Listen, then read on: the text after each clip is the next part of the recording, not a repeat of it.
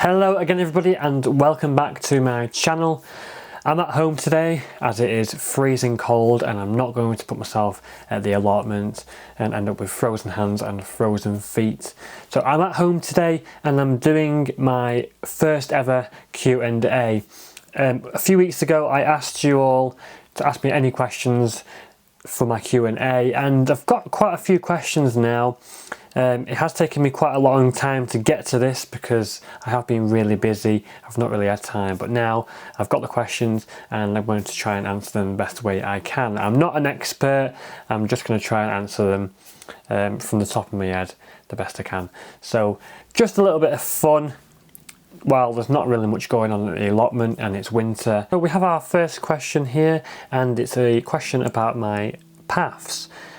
How often and how deep do you top them up? Well, I top them up every single year, usually at the beginning or the end of the growing season. In fact, a few weeks ago I topped my wood chip paths up. I'll get a free delivery of wood chip, or usually free anyway, off a local tree surgeon.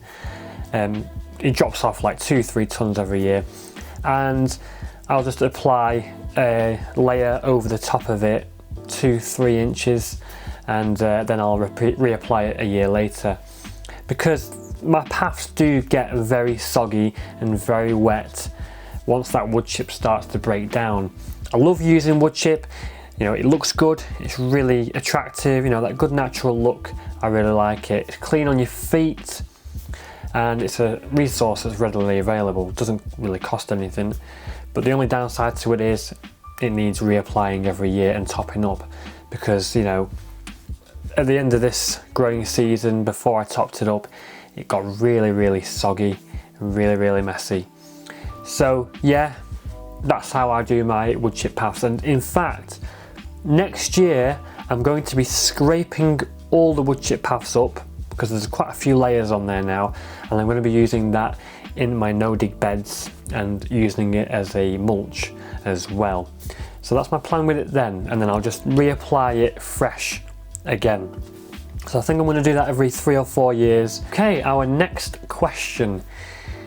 Which vegetables are you fully self-sufficient on, i.e. never needing to buy at any point anymore?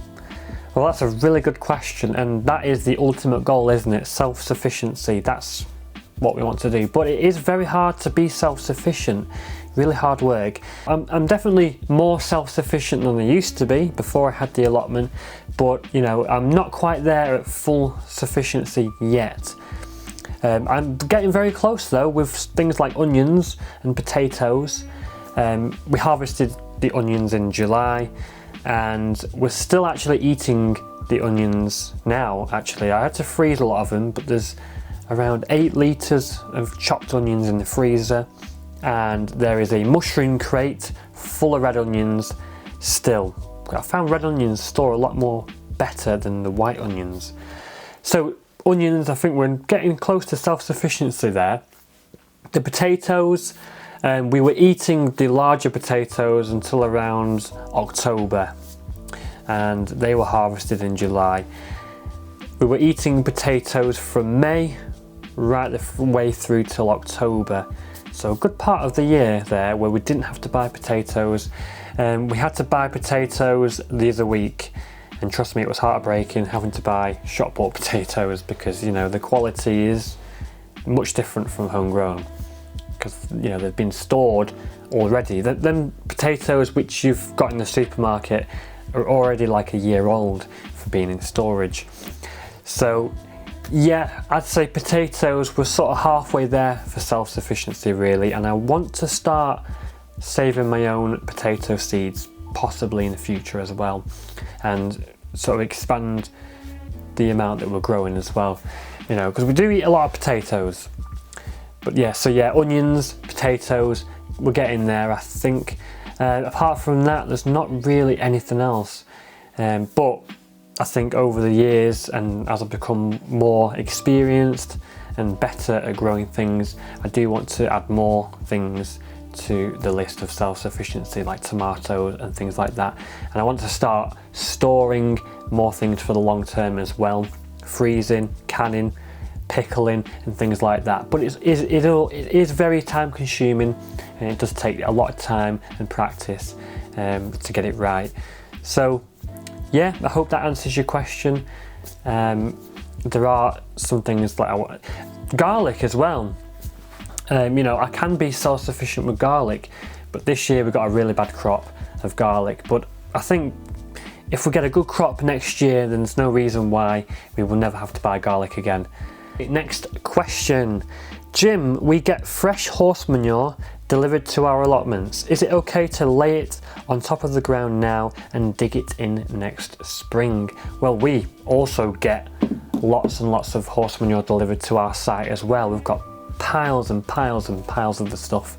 And what I do every single year is I like to spread the horse manure in the autumn or early winter.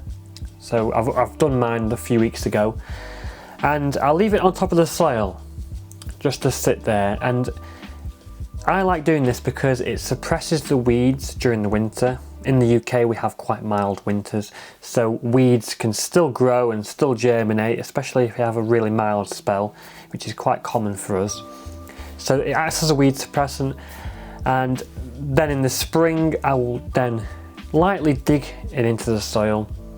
I think I'm going to be changing the way I do this though, because I am trying to go no dig. I am in that transition period, you know, slowly going more no dig. So I think I'll probably be composting the horse manure and then spreading it on top the next year, and that way it'll be no dig, because the way I have been doing it, laying it on the soil over winter and then digging it in the spring, it's not really no dig, is it? So I may compost it in a big pile and then spread it on top the following season. So yes, you can lay it on top of the ground now and dig it in the spring. That is what I've done for quite a few years now, and it works great because it does break down, you know, all them worms and the bugs and the insects. They do break down the horse manure over the winter. Okay, next question. We have another one. I started gardening as a child with my nana. Did you garden as a child with someone you would love to spend time pottering around in your allotment with now? Well, that's really lovely. It's good that you have some memories gardening as a child with a parent. That's really, really nice. And I did as well, actually. My dad, I used to garden with him, who sadly passed away 8 years ago. He taught me quite a lot of things that I know about gardening, and he is the one that actually got me into gardening as a child. So yes, I spent a lot of time with him in the garden, gardening with him. I have a lot of really good memories with him in the garden. And yes, if he was alive now, I probably would have him at the allotment, and he would probably enjoy spending time with me at the allotment, and it would be really good.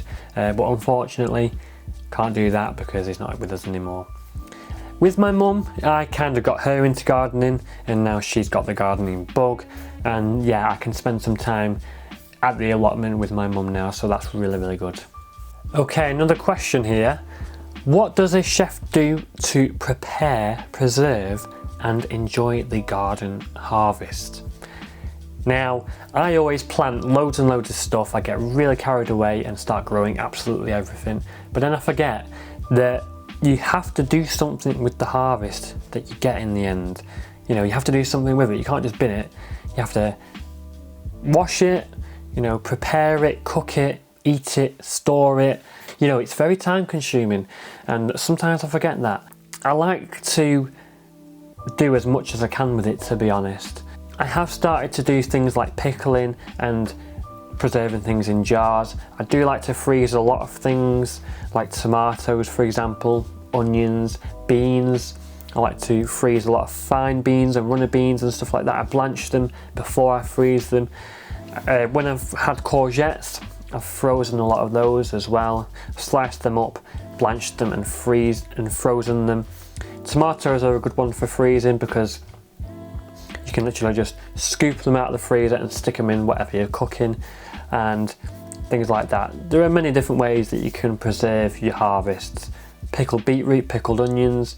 You can pickle pretty much everything. You know, there's things that you can store at room temperature, like your squashes, your pumpkins, onions and different things like that. Even tomatoes, actually, to be honest. Tomatoes are best stored at room temperature if you're not freezing them.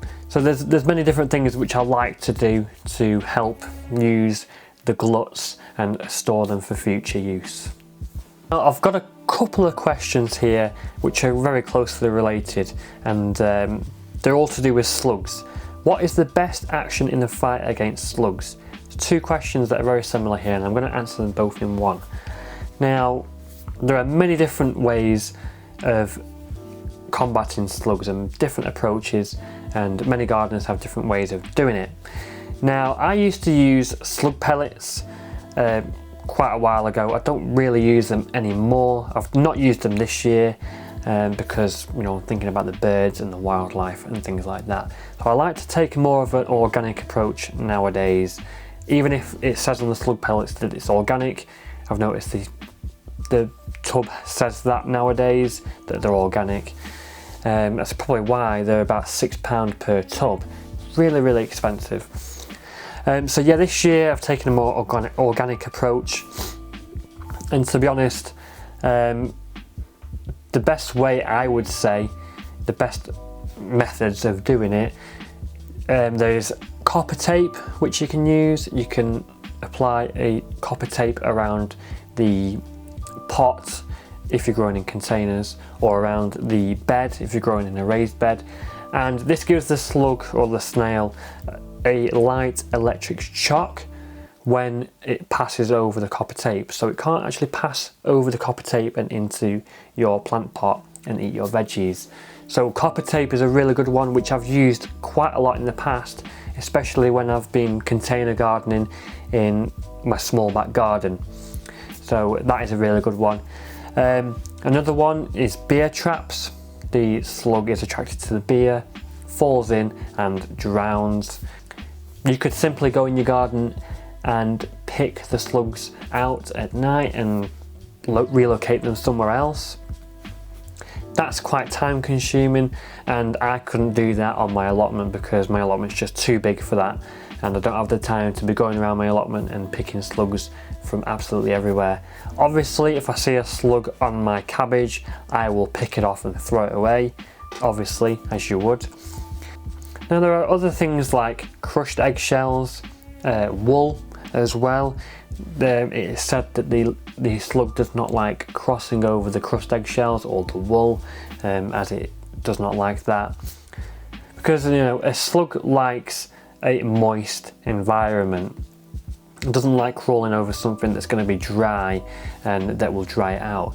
So I have experienced quite a few problems with slugs because of the wood chip paths that I have. I think it creates an environment that slugs like. So, you know, there are plenty of things which you can apply around the plant which the slug is not going to like crawling over. You know, eggshells, diatomaceous earth as well, wool pellets, even sand. Slugs don't like going over sand either. So I would take the more organic approach, and I'd say my favourite option, although it probably is going to be very time consuming if you have a massive area to protect, is copper tape. This has given really good results for me in the past. Okay, next question. What are the pros and cons of a greenhouse versus a polytunnel? Now, that's a really good question. There are many differences between a greenhouse and a polytunnel. You grow veggies and fruits and things like that in both of them, but they are quite different in many different ways. Now, firstly, the cost is going to be much different. A greenhouse, whether it be glass or polycarbonate materials, it's going to be much more expensive to buy one of these than it is a polytunnel. Because they do last much longer and the materials are much more expensive. You know, aluminium and glass is more costly. So that's the first difference there. Polytunnel is much cheaper material. You know, plastic cover usually. Now obviously there are budget options of polytunnels. In fact, there's budget options for greenhouses, but there are a lot of budget options for polytunnels. Like I've got a cheap budget polytunnel. It cost me around £150, and it is a much cheaper material. It's probably going to blow away in the wind eventually, and it's not a big industrial, you know, expensive £1,000 polytunnel by, like, what is it, First Polytunnels, which do really nice polytunnels. I've not got one of those. But yeah, so that's the first difference, cost. Now the second difference here between the two is that a polytunnel is going to be much more humid than a greenhouse, holds much more humidity. And I found evidence of that this year, definitely, for sure, because I grew tomatoes in the greenhouse and then I grew tomatoes in the polytunnels, and I had a massive problem with tomato blight in the polytunnels, in both of them. But whereas in the greenhouses, the other two of them, didn't really get any tomato blight, which is really interesting because I did everything in the polytunnels. Like I had the vents open, I had the plants spaced a good distance apart from each other, they weren't too close.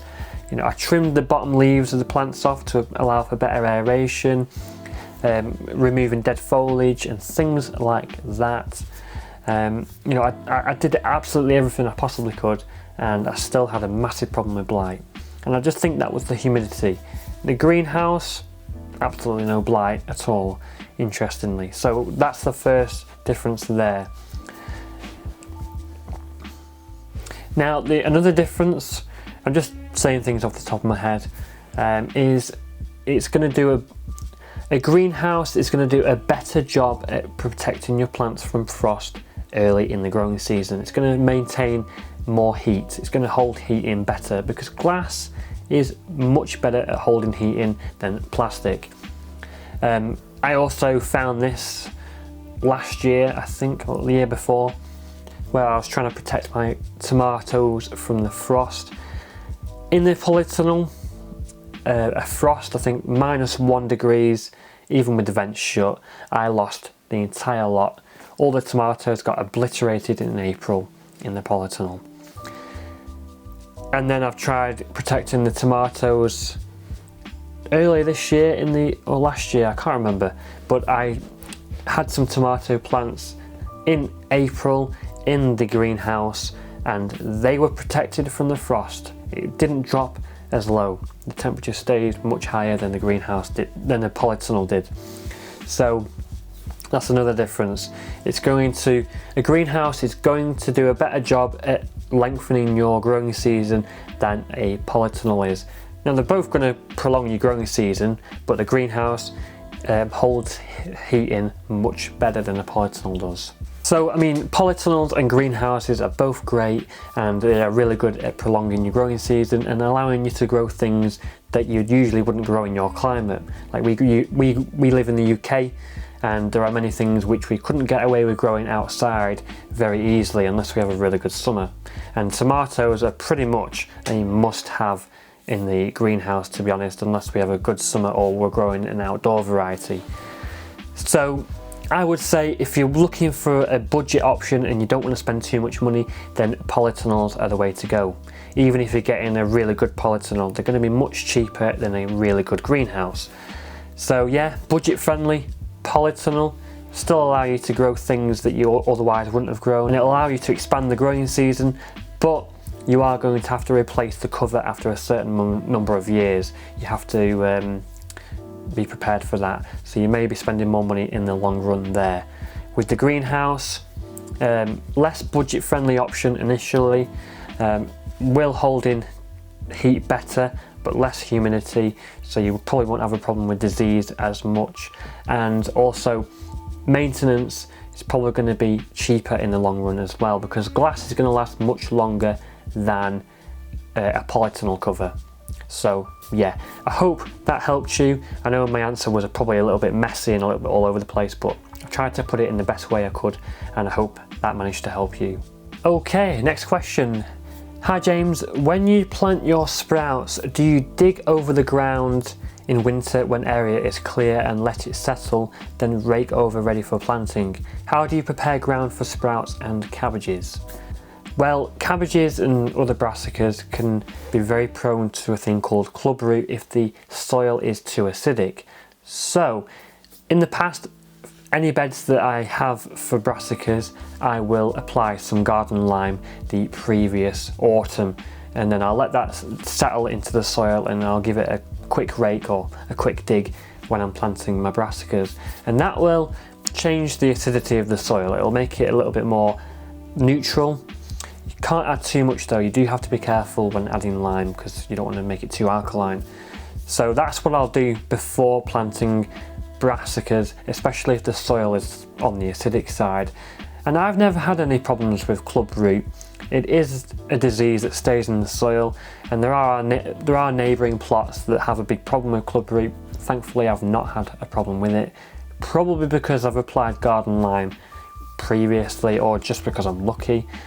But yeah, and I will dig in horse manure as well. You know, well rotted horse manure, I'll apply it the autumn before and let it sit, and I'll dig it in. Obviously with that, horse manure can be on the acidic side, so I have counterbalanced that with the lime as well. And yeah, I will just give it a quick dig in the spring. I'll make sure that the ground is not too loose, because brassicas do like a firm bed as well, and that also will reduce the risk of club root. And I will, when I plant my brassicas, I'll just lightly pat down around the base of the plant so that it is compacted a little bit, just lightly. And I've been using a lot of cabbage collars and things like that as well to reduce the risk of cabbage root fly attack as well. So that's what I like to do with that. I have to net my brassicas over as well, because we have pigeons on the allotment site which are really bad during the growing season. So I have to net all them over, unfortunately, because they really love eating cabbages and things like that. They just completely decimate the whole thing. The whole lot just is gone overnight. It's really crazy. So yeah, with my sprouts this year, I had to net them over obviously, and I applied a good bit of well rotted horse manure in there as well, and the sprouts are doing brilliantly at the moment. Should have some really nice sprouts in time for Christmas. So yeah, that's what I do every year. Horse manure, I like to use quite a lot of it on my allotment with my brassicas as well. Now, on the video which I asked people to ask me questions for the Q&A, someone brought up a question about asking me to talk about successional planting for different times of the year, i.e. spinach, lettuce, etc. And they're interested to know my favourite varieties to grow as well. Now, I don't want to go too much into detail on this Q&A video, but I would just like to include that as well, because they did ask that question there. And yeah, successional sowing is something which I'm still trying to get to grips with myself. Actually, it is quite hard and requires a lot of organisation, I think anyway. You know, it can be quite difficult because there are different factors at play as well, like the weather, pests and diseases and things like that, and no matter how much you plan, things can go wrong and things can take longer than you expected them to. And if you're successional sowing and planning to have things replace them after you've harvested them, you know, that can be a big problem with some things. So yeah, sometimes things go wrong for me. I do like to have something ready to go in after I harvested it, to try and extend my harvests and extend the growing season. It's like lettuces and spinaches, for example. You know, I may sow some more seeds every couple of weeks, so I have a continuous supply of harvests. Like I might sow one row of lettuce at the beginning of March, and then 3 or 4 weeks later I'll sow another row of lettuce, so that once I've started picking the first lettuce and I've picked a good few leaves off those, I'll have some more to pick a few weeks later as well. That's just one example. Another example would be spring onions, sowing a few of them every few weeks during the early part of the growing season. And then things like beetroot as well. Beetroot's another good one for successional sowing as well. Or even things that may go in after you've harvested a main crop, for example, like you may have harvested your sweet corn in August, or you may have harvested your pole beans, or you may have harvested your potatoes, and you may want to quickly stick some dwarf beans in there towards the end of the growing season to try and achieve another crop. there are many different things which you can there are many different things which you can successionally sow and get away with more of a harvest. I may try and do a video on that, but I am still learning myself, as I said before. So it's it might be a very experimental video, but I'll try and possibly do that.